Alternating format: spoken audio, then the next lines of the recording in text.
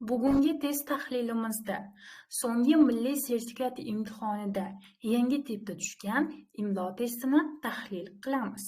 Demak, shartidan boshlaymiz. Barcha so'zlar bosh harfda yoziladigan nomlar qatorini aniqlang, deya shart qo'yilmoqda. A variant. O'zbekiston Respublikasi Prezidenti. Bu so'z O'zbekistondagi oliy lavozim nomini bildirgani bois har bitta so'zi bosh harfda yoziladi. Demak, bu so'z to'g'ri yozilgan. Keyingi so'z Yevropa Ittifoqi.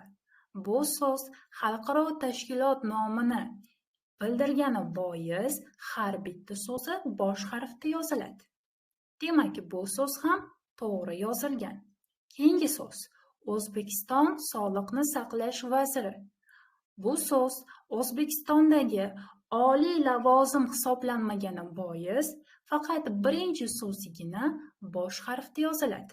Saqlash vaziri so'zi esa kichik harfda yoziladi. Shu bois variantimiz chiqib ketadi.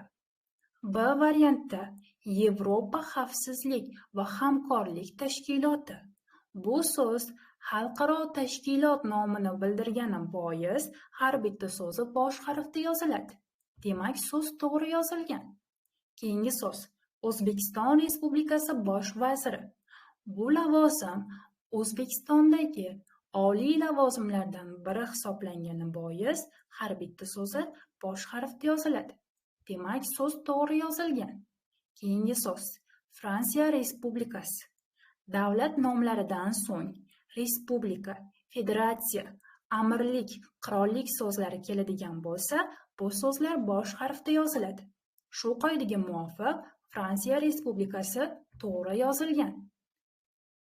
Shu sababli hozircha B variantimiz to'g'ri variant hisoblanadi. C variant. Xalqaro valyuta jamg'armasi.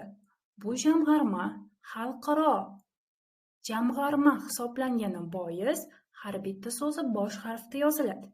Demak, bu so'z to'g'ri yozilgan. Keyingi so'z O'zbekiston xalq artisti unvoni.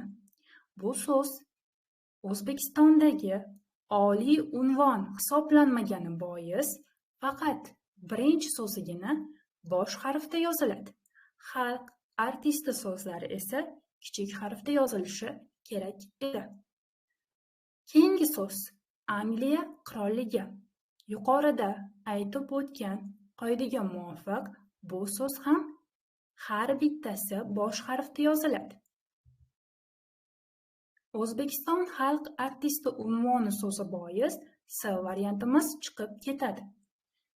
D variantda Jahon banki. Bu bank xalqaro miqyosdagi bank hisoblangani bois har bitta so'zi bosh harfda yoziladi. Demak, bu so'z to'g'ri yozilgan. Keyingi so'zimiz O'zbekiston qahramoni unvoni.